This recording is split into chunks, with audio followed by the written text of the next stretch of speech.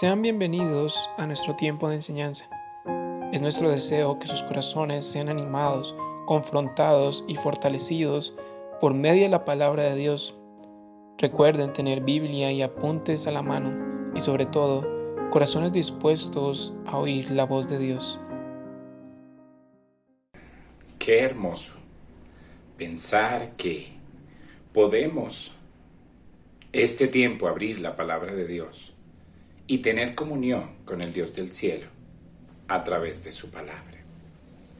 En esta mañana vamos a regresar a nuestro estudio en el Evangelio según San Marcos, en el capítulo 6, versículo 7, 8 y 9. Marcos capítulo 6, versículos 6 al 9. Y el tema de este pasaje es la comisión de los 12. Es una comisión a corto plazo, pero marca un punto de cambio en el ministerio del Señor Jesucristo, al tiempo que da una instrucción clara acerca de cómo proclamar el mensaje. El tiempo de Dios siempre es perfecto y su providencia inalterable. Y es muy importante para nosotros esta instrucción, ya que debemos estar haciendo lo que el Señor Jesús nos encargó: evangelizar, proclamar su palabra. Hemos visto a Marcos magistralmente, es decir, al Espíritu Santo a través de Marcos, enlazar historias para maximizar la instrucción. Vimos la historia de la hija de Jairo y la mujer que fue sana de flujo de sangre. Y aquí tenemos un pasaje que inicia y termina con los apóstoles, y ahí en el medio está la historia de la muerte de Juan el Bautista, el último de los profetas del Antiguo Testamento. Entonces, por practicidad, nos vamos a enfocar en el principio y en el final del pasaje. Perdón.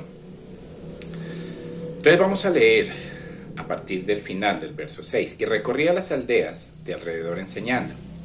Entonces llamó a los 12 y comenzó a enviarlos de 2 en 2, dándoles autoridad sobre los espíritus inmundos, y les ordenó que no llevaran nada para el camino, sino solo un bordón, ni pan, ni alforja, ni dinero en el cinto, sino calzados con sandalias.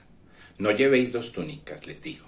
Y donde quiera que entréis en una casa, quedaos allí hasta que salgáis de la ciudad. Y en cualquier lugar que no os reciban ni os escuchen, salid de allí y sacudid el polvo de la planta de vuestros pies en testimonio contra ellos.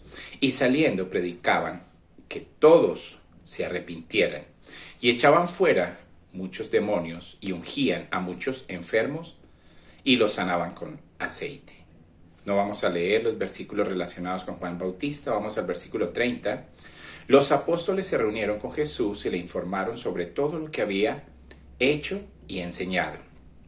Y él les dijo: vengan, apártense de los demás a un lugar solitario y descansad un poco. Entonces aquí tenemos el ministerio en forma de semillas. Proclamación de la palabra que luego lo veremos florecer, especialmente en el libro de los Hechos y en las epístolas. Aquí inicia el ministerio de comisionar, de enviar. Y aquí vemos a Jesús, el líder perfecto, delegando su mensaje y su poder a la primera generación de predicadores del Evangelio, sus primeros representantes, es decir, a sus 12. Es el inicio de lo que llamamos el liderazgo de la iglesia, el inicio del ministerio evangelístico, y Jesús envía a quienes él eligió para ser sus representantes, a sus 12 en esta región de Galilea. Algunas instrucciones que encontramos en este pasaje son exclusivas para estos 12. Me refiero a los milagros que, recordamos, solamente confirmaron que el mensajero y el mensaje eran aprobados por Dios, pero aún las condiciones necesarias para ser mensajeros eficaces son igual para nosotros que para ellos. Toda buena exposición de la Escritura debe incluir lo que implica para el creyente en el tiempo actual. Entonces vamos a enfocarnos en esas verdades que aún se aplican a nosotros creyentes del tiempo actual. En la medida que avanzamos por el pasaje, van a ser iluminadas por el Espíritu Santo ante nuestros ojos. Dice el versículo 6, y recorría las aldeas de alrededor enseñando. Este pasaje indica que Jesús era el único predicador que ministraba solitario. Solo Él tuvo esa capacidad. Los demás de nosotros requerimos del resto del cuerpo y sus dones para hacer el trabajo. Y fue así. Por más de la mitad de su ministerio estuvo solo. Él hizo todo. Y ya está a la mitad de su tiempo terrenal. Está encaminándose hacia la cruz. Le restan solo unos pocos meses en la región de Galilea. Luego irá a Judea, como nos dice Marcos 10:1, y allí estará su último año de ministerio. Hay poco tiempo para ministrar. Para esta última gran gira por la región de Galilea, y debido a la cantidad de personas a su alrededor, estas multitudes que vemos una y otra vez junto a él, y debido al poco tiempo, es una carrera contra el reloj, Jesús comisiona a sus 12. Eso le permite abarcar más, multiplicarse. Les delega predicar y ejercer su poder. Este es el momento para aquellos que han sido preparados todo este tiempo, este año y medio, 7/24, cada semana han estado siendo preparados. ¿Saben el mensaje? Claro que sí, lo escucharon a diario, como hemos dicho. Escucharon las mismas historias, analogías, parábolas, el mismo llamado a la multitud en diferentes escenarios y ocasiones. La mejor manera de aprender el mensaje es escuchar al mejor maestro del mensaje. La mejor manera de aprender a predicar es escuchar al maestro predicador. Y ellos han estado allí 7/24 en este seminario intensivo. Es hora de salir a su misión. La instrucción es: ve, hazlo y regresa. Así sabrán qué cosas pueden hacer y cuáles no. Van a recibir refuerzo en aquellas que no pudieron hacer y van a recibir instrucción para hacer mejores las que sí. Jesús ha demostrado misericordia, un poder demostrando su misericordia al aliviar el dolor de las personas. Liberó al endemoniado en Gadará, resucitó a la hija de Jairo, sanó a la mujer enferma y luego va a Nazaret después de haber estado allí hace un año cuando intentaron matarle y demostró el poder destructor de la incredulidad. Dijimos que él no desperdicia sus milagros en estos corazones duros. Ellos ya tomaron su decisión, rechazar a Cristo. Y dijimos que Capernaum ahora está a nivel de Corazín y Betsaida, bajo el juicio por rechazar al Mesías. Eso solo fue evidencia de que toda la nación estaría bajo maldición y caería bajo los horrores de la invasión romana en el año 70 después de Cristo. Es después de su rechazo en Nazaret que dice Marcos que estaba en las ciudades alrededor enseñando. Va a esos lugares donde todavía no ha ido y es necesario mostrar la gracia puesta a su alcance por Dios, manifestada en la llegada del Salvador. Recuerdan que en Marcos 1:17 les dijo a los discípulos: síganme y los voy a hacer pescadores de hombres. Recuerde que al menos 7 de ellos eran pescadores. Ahora es el momento de empezar a pescar, de lanzar la red. En el versículo 7 dice que convocó a los 12 y comenzó a enviarlos en pares. Ya habían sido seleccionados los 12, recuerden. Y ahora ellos iban a ser distinguidos, elevados al nivel de predicadores. Él tiene varios discípulos que lo siguen, acuérdese. Algunos de ellos son verdaderos y otros son discípulos de corta duración, se retiran. Pero entre estos verdaderos, Él ha elegido a estos 12. Y recuerden, hubo más.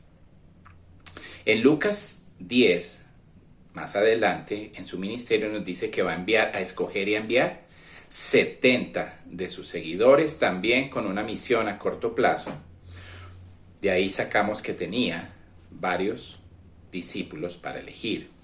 Pero fueron estos 12, a quienes conocemos como los apóstoles. Y ellos, en el proceso de desarrollar su vocación, pasaron por 4 etapas. Primero, hubo un llamado al corazón. El Espíritu de Dios trabajó en sus corazones, los atrajo a seguir a Cristo. Ese fue el primer paso. Ellos comenzaron a creer en Jesús como el Mesías, como el Maestro de Dios, profeta de Dios, y se sintieron atraídos por Él. En segundo lugar, su llamado fue permanente. Se acercó a ellos y les dijo: síganme, y los haré pescadores de hombres. En tercer lugar, después de haber elegido estos 12, de llamarlos, los eligió y los elevó al estatus de predicadores. No solo fueron llamados, sino que fueron comisionados. Eso es lo que significa la palabra apóstol, un enviado. En cuarto lugar, aquí tenemos su primer viaje misionero, su primera comisión. Están como practicantes, tuvieron, podríamos decir, su primera experiencia. Y en quinto lugar, será el envío final después de su muerte y resurrección, con el mensaje completo. Allí en el Monte de los Olivos los envía a Judea, Samaria y hasta lo último de la tierra a proclamar el mensaje. En esta ocasión o en este momento estamos en la fase 4. Aquí los discípulos, en medio de su preparación, van a recibir este cargo a corto plazo. Van a ir, van a regresar y van a reportarle. Y cuando reciba Jesús el informe, les dará más capacitación basado en ese informe de ellos. Dice aquí, convocó a los 12 y comenzó a enviarlos en parejas. Todos sabemos que son mejor 2 que 1. Las razones son obvias: apoyo, protección, confirmar todo lo que se dijo en boca de 2 testigos, combinar, complementar sus dones y talentos y habilidades únicas. Y por cierto, si usted mira, donde quiera que encuentre a los discípulos enlistados, sea en los evangelios o en el libro de los Hechos, los va a encontrar en 3 grupos de a 4 y van a ser citados en pares: 2 y 2, 2 y 2 y 2 y 2. Y así, no solamente eran listados, pero así trabajaban. Y regresaron de la misma manera en que fueron enviados, en pares. La frase comenzó a enviarlos puede significar que no los envió a todos al tiempo, sino que progresivamente los fue enviando de 2 en 2, pero en un tiempo muy corto de diferencia entre unos y otros. Y les dio instrucción sobre a dónde iba y cuál era su encargo. Y así fueron enviados. Es hora de que dejen sus oficios seculares definitivamente. Han tenido todo este proceso de entrenamiento y es hora de enviarlos. Aquí hay mucho en juego. No hay un plan B. Estos son los hombres. Si lo evaluamos humanamente, es algo muy arriesgado. Los conocemos como 12 hombres ordinarios con un encargo extraordinario. Son muy especiales para nosotros, pero carecían de ninguna importancia para el aparato religioso judío. Para nosotros son únicos, privilegiados. Después de la resurrección, entendemos que fueron claves en la obra de Dios. Fundaron iglesias sin Judas, pero con Matías. Y se unió al grupo un apóstol, una categoría especial, el apóstol Pablo. Ellos escribieron el Nuevo Testamento con algunos de sus acompañantes. Y aquí hay algo único, quiero que esté atento. La realidad del juicio severo presente en esta comisión. Jesús fue un pregonador de juicio. Muchas de sus acciones fueron actos de juicio. Y este es un juicio sobre la nación de Israel que se ha endurecido en su incredulidad, en su rechazo de Él como Salvador. Y como dijimos, al final de su ministerio, en su resurrección, solo encontramos 120 seguidores fieles, discípulos verdaderos ahí en la región de Judea y aproximadamente 500 ahí en Galilea. La nación, por el contrario, estuvo en su contra, lo rechazó, y lo que sucedió en Nazaret fue una pequeña muestra de lo que sucedió a la nación completa. Es realmente impresionante pensar en eso. Imagine, en esa época, sin tratamientos médicos para la enfermedad, Él sanó a todos los enfermos. En un tiempo con estas posesiones demoníacas, Él los liberó. En tiempos de hambre les dio alimento. Con unas bajas expectativas de vida, Él resucitó las personas. Les pregunto, ¿querría usted matar a alguien así, que está haciendo todas estas cosas? Recuerde que al final escogieron a Barrabás, pero ¿acaso Barrabás había hecho algo bueno por la nación? Esto solo demuestra la depravación total en la que ellos estaban, la corrupción y la maldad de su corazón. Este es el resultado de la religión falsa. Sorprendente. Y en este entorno Él escoge a sus 12 sin ninguna relación con el aparato religioso judío corrupto. El hecho mismo de que eligió a estos 12 hombres, de entre las personas más comunes, la mayoría de ellos hombres rústicos, pecadores, trabajadores comunes, y un recaudador de impuestos, y entre ellos también, recuerden, tenemos un terrorista asesino, Simón el Celote. Y usted dice, bueno, es un grupo poco recomendable. Casi que el fracaso está asegurado. Por eso, esta es la razón por la cual este es un juicio contra el sistema religioso. Ese sistema religioso no tuvo nada que ver con estos comisionados para esta tarea. Es un juicio sobre la religión apóstata judía. Y así comenzó. Si usted se da cuenta, fue desarrollando un juicio que Jesús inició su ministerio. Recuerden, al comienzo de su ministerio, Él entró a Jerusalén, la capital religiosa, llega durante la fiesta mayor de su actividad religiosa, la Pascua, y este era el punto de convocación ahí en Jerusalén de toda esta religión. Y entonces entró al lugar sagrado que conocemos, el templo, se armó de un fuete y empezó a hacer una limpieza. Esto se constituyó en un golpe devastador al judaísmo institucionalizado y apóstata.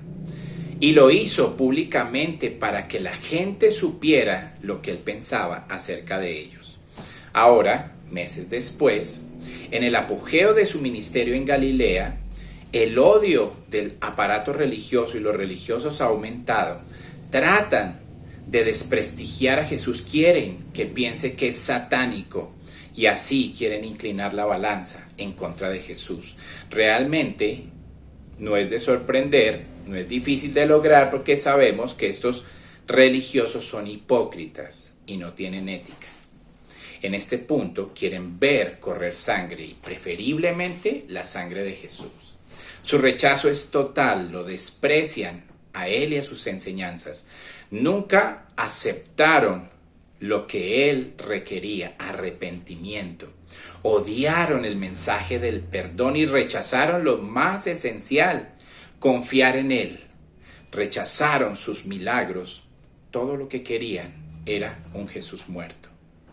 Cuando eligió a estos 12 hombres comunes y corrientes para ser la primera generación de predicadores del nuevo pacto, así Jesús juzgó y condenó al sistema religioso judío. De esa manera, estos 12 se convierten en los nuevos líderes de la nación de Israel. ¿Cuántas tribus hay en Israel? 12. ¿Cuántos discípulos, cuántos apóstoles fueron distinguidos? 12. No son 12, 24, no, son 12 y esa es la razón. Jesús declaró su juicio contra el sistema religioso ahí en Lucas capítulo 22, versículo 29 y 30. Le dijo a sus discípulos, les otorgo un reino, tal como mi Padre me lo otorgó, para que comas y bebas en mi mesa, en mi reino, y te sientes en tronos, juzgando a las 12 tribus de Israel. Ustedes, en otras palabras, son los nuevos líderes de la nación de Israel. Hay 12 tribus y un día en la gloria del reino, cada uno se sentará a juzgar una de ellas, gobernará sobre una de ellas. Qué notables elecciones las de el Señor. Y realmente, si usted mira, encajan perfectamente lo que dice Pablo ahí en Primera de Corintios, que escogió de lo vil y lo menospreciado para avergonzar a lo sabio. Y así, de esa manera, Dios recibe la gloria. Después de meses de entrenamiento, entonces los envía. Y a medida que avanzamos por este pasaje, voy a llamar su atención a 5 características que denotan un mensajero fiel. Esto es básico comprenderlo para nosotros. Primera característica, los mensajeros fieles de Cristo proclaman la salvación. Eso parecería obvio, ¿verdad? Debería serlo, solo tenemos un mensaje. Si miramos ahí en Lucas 9, el texto paralelo está en Marcos 6, Lucas 9 y Mateo 10, el registro de esta comisión. En Lucas 9:2 dice, los envió a proclamar el reino de Dios. Es lo mismo que hizo Juan Bautizador, es lo mismo que hizo Jesús, vino a predicar el reino. ¿Qué significa? Es predicar al rey y a sus súbditos el reino de la salvación. ¿Qué es el reino de Dios? Es el reino de la salvación, es el reino de los redimidos, de los salvos, sobre los cuales Dios gobierna a través del monarca que Él ha escogido, es decir, a Jesucristo, que es el Rey de Reyes y Señor de Señores. Es el mensaje de salvación, esa es la palabra a proclamar. Salieron a anunciar públicamente, irían a las ciudades, a los pueblos y lo harían públicamente, a predicar el reino de Dios, que era posible entrar en la esfera del gobierno de Dios. Habían sido aprendices, ahora son mensajeros. Habían sido estudiantes, ahora son predicadores. Esta es su primera experiencia en ese campo. Y harían exactamente lo que vieron hacer a Jesús una y otra vez. Si regresa a Marcos 1, dice que Jesús estaba predicando el reino. La puerta está abierta. Si vienes y confías en mí, puedes entrar en ese reino de salvación y estar bajo el benévolo, eterno y bendito gobierno de Dios. Pero tienes que reconocerme como tu Señor y Salvador. Luego, en versículo 12 de Marcos 6, vemos una adición al mensaje. Dice, salieron y predicaron que los hombres deberían arrepentirse. Ese fue el mensaje de Cristo. Fue el mensaje de Juan Bautizador. Arrepiéntase. Ese fue el mensaje que Israel rechazó, porque ese mensaje implicaba que ellos no eran una nación justos como ellos creían, y debían aceptar que por el contrario eran pobres, ciegos y estaban prisioneros, como Jesús les predicó ahí en Nazaret.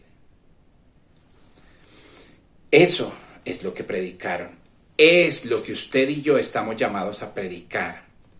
Predicamos el evangelio de la salvación, que los hombres son pecadores, que necesitan arrepentirse, que solamente hay un sacrificio que Dios acepta, el sacrificio de Jesucristo, el santo, el perfecto, que derramó una sangre que tiene el poder para limpiar todos nuestros pecados y que solo a través de la fe en Jesucristo podemos ir al cielo. Ese es el mensaje completo.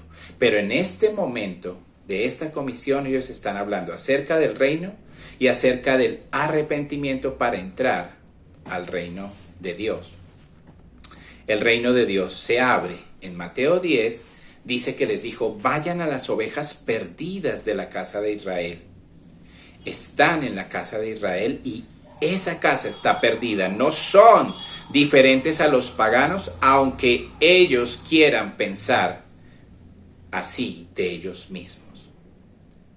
Ellos desobedecieron a quienes se les predicó, pero estos discípulos obedecieron completamente. Eso es claro para nosotros. Solo tenemos un mensaje para dar, con un único origen, un único libro, un evangelio. Lo que sea diferente, dijo Pablo en Gálatas, es anatema, maldito, es desviarse. Predicamos el mensaje de salvación. En segundo lugar, algo que es importante, y todo fiel servidor de Dios debe exhibir. En segundo lugar, manifestaron compasión. El versículo 7 dice que les dio autoridad sobre los espíritus inmundos. Ahora, obviamente que hay compasión aquí. Esa es la manera en la que Jesús expresó el poder de Dios. Comparemos eso con el versículo 13. Dice: echaban muchos demonios y ungían con aceite a muchas personas enfermas y los sanaban. Nuestro Señor les dio autoridad.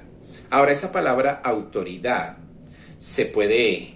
tiene dos connotaciones y se puede traducir autoridad si se refiere al derecho para hacer algo, y puede traducirse poder si habla de la capacidad para hacerlo.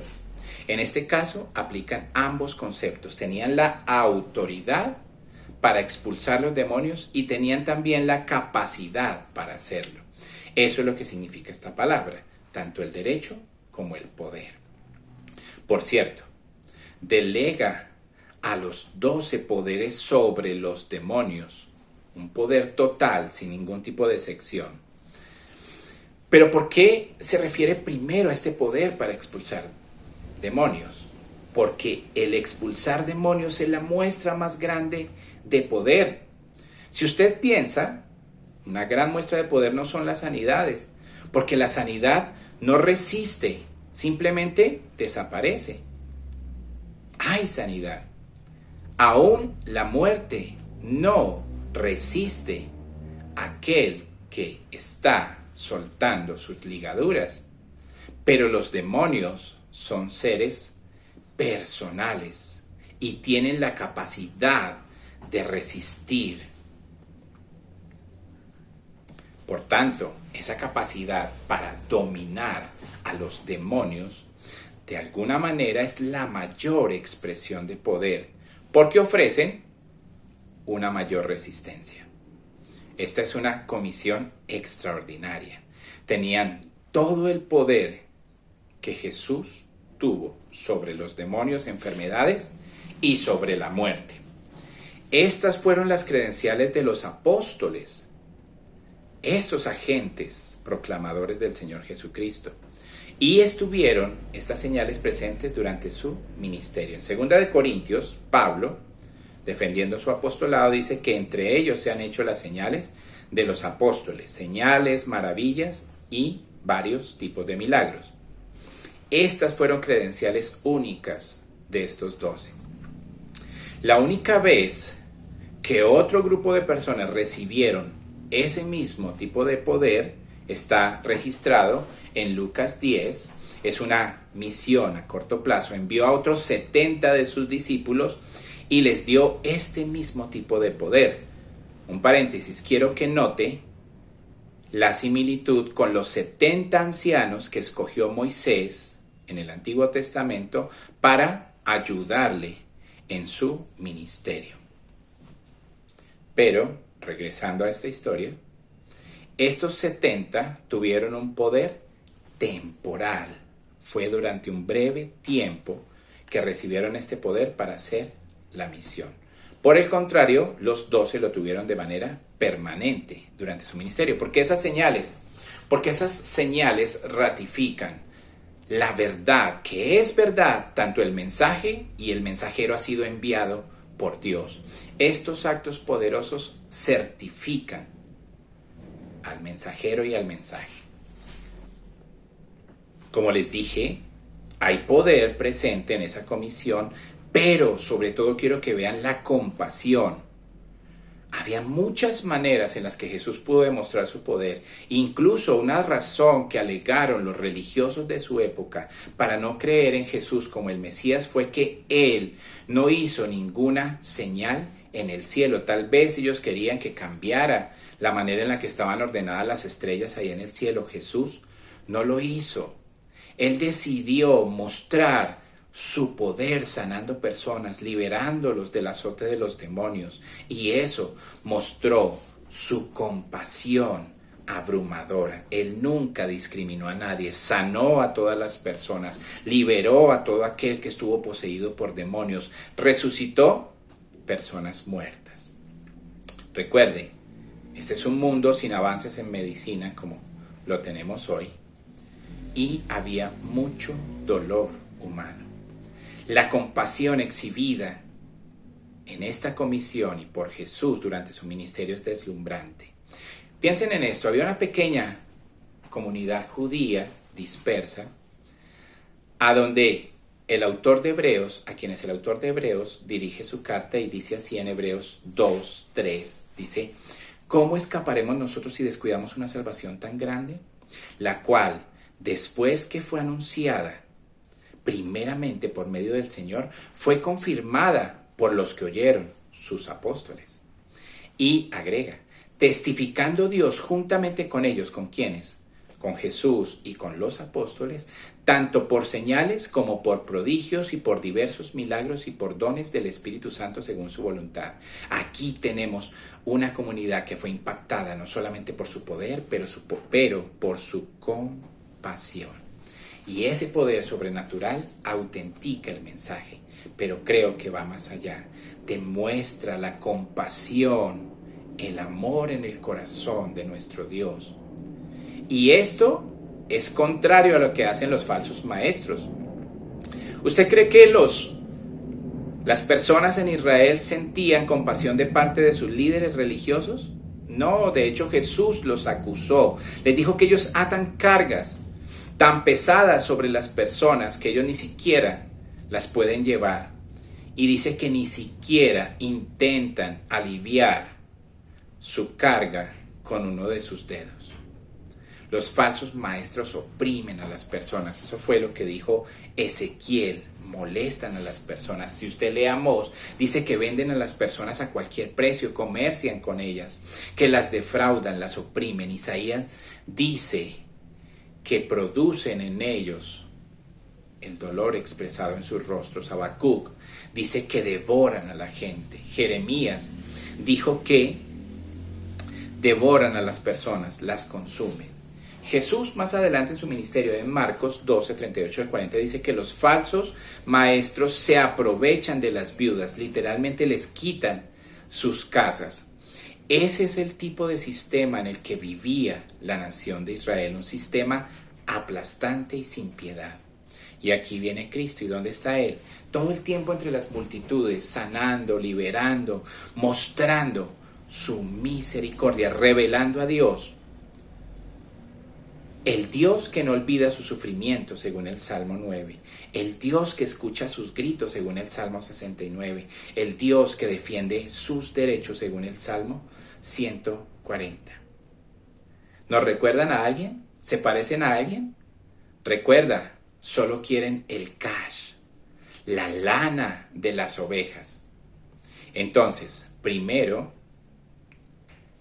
estos hermanos, estos primeros, fueron enviados por Dios. Proclamaron el mensaje que Dios les dio. Y en segundo lugar, mostraron compasión. En tercer lugar, ellos deben vivir dependiendo de Dios.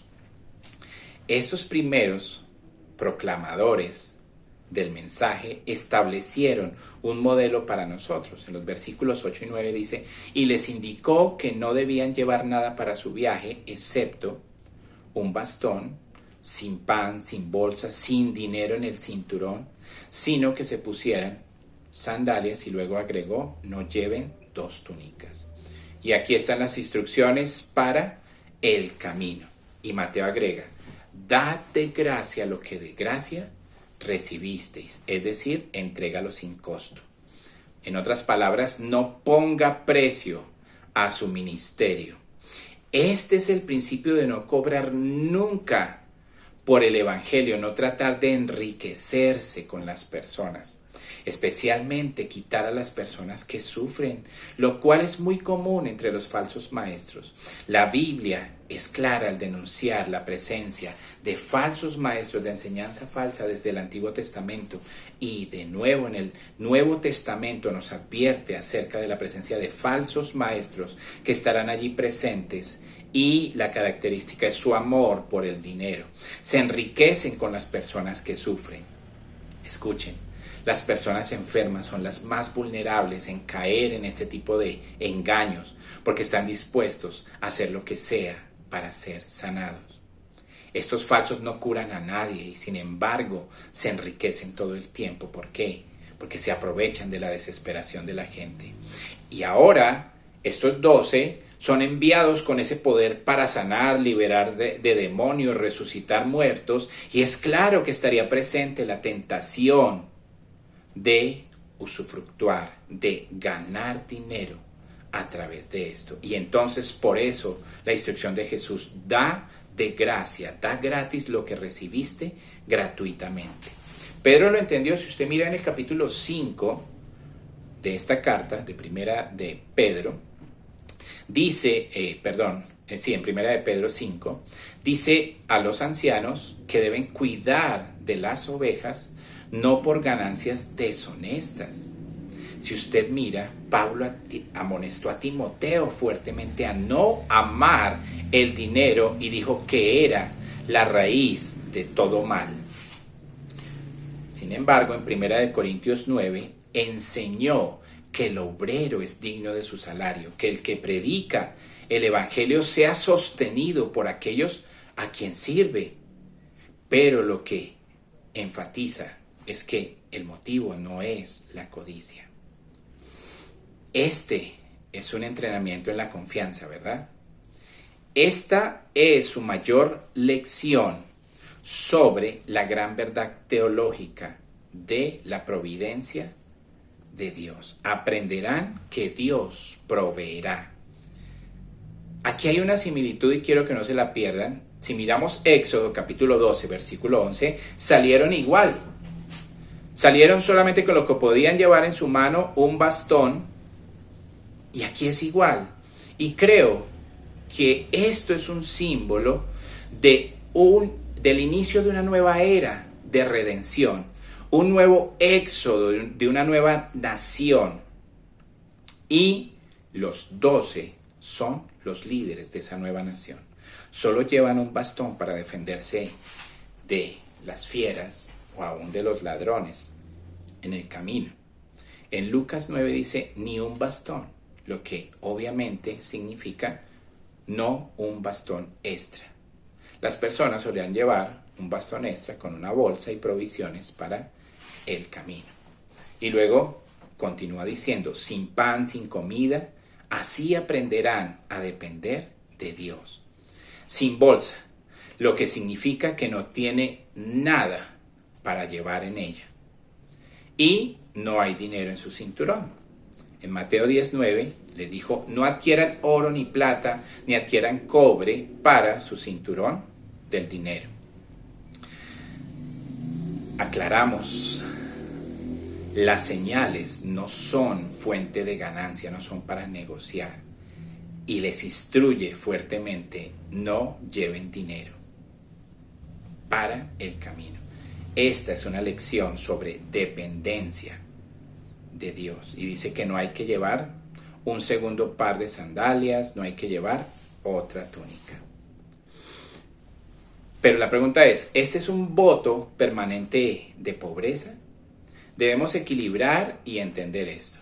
En Lucas capítulo 22, versículos 35, aquí está Jesús hablando con ellos, recordándoles esta primera comisión. Está mirando al pasado y le dice, cuando los envié, y está hablando con los 12, recuerda, cuando los envié sin cinturón de dinero, sin bolsas, sin sandalias, ¿les faltó algo?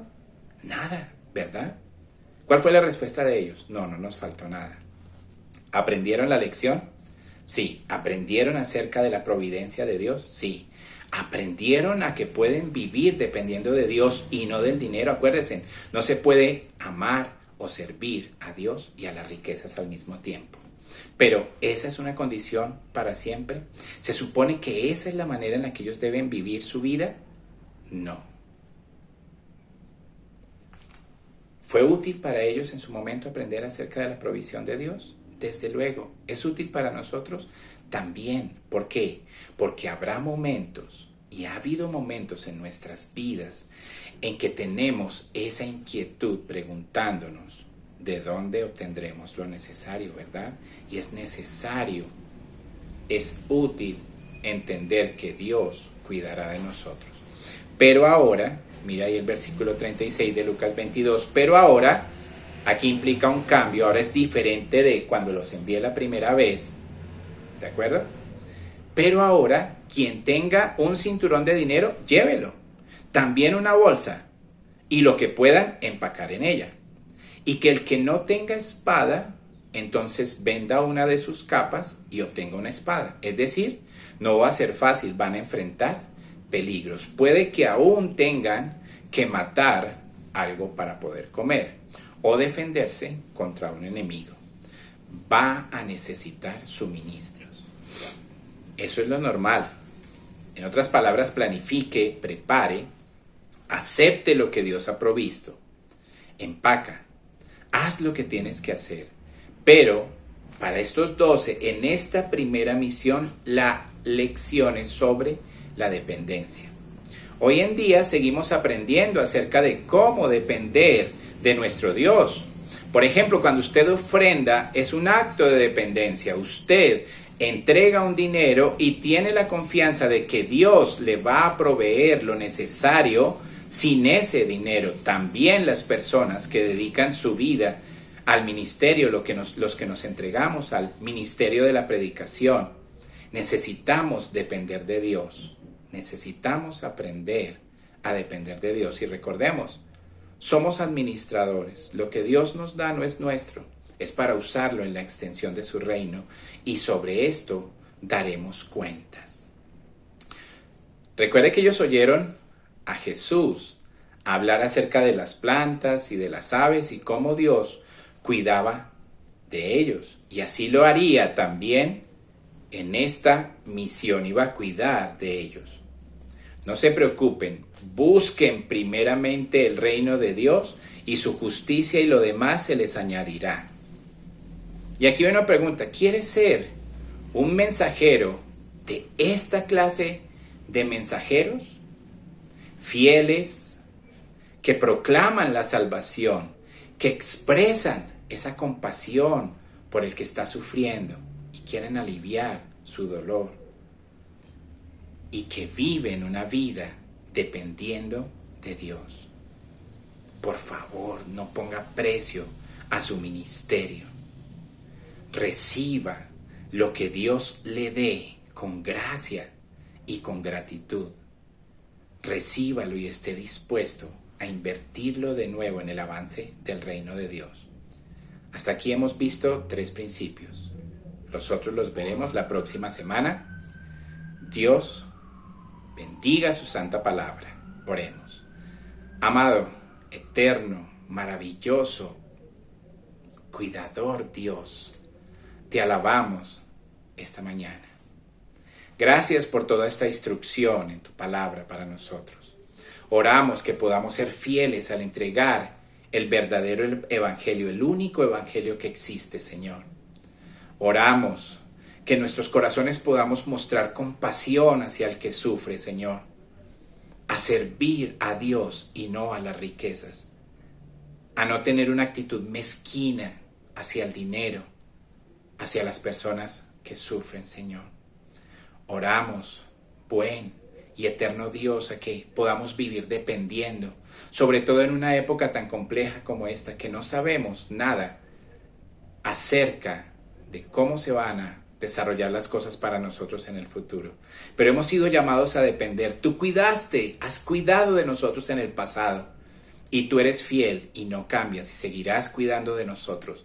Mientras que tú quieras que estemos en esta tierra, seremos cuidados, provistos y amados por ti, porque nada ni nadie nos puede separar del amor de Dios que es en Cristo Jesús, a quien damos la gloria y el honor en esta mañana y siempre. Amén. Agradecemos a Dios el tiempo que hemos podido compartir escudriñando las Escrituras. Gracias por acompañarnos y recuerden que estas enseñanzas están en nuestro canal de YouTube y que podrán verlas nuevamente. Gracias por su compañía y nos veremos en nuestras próximas reuniones. Dios les bendiga.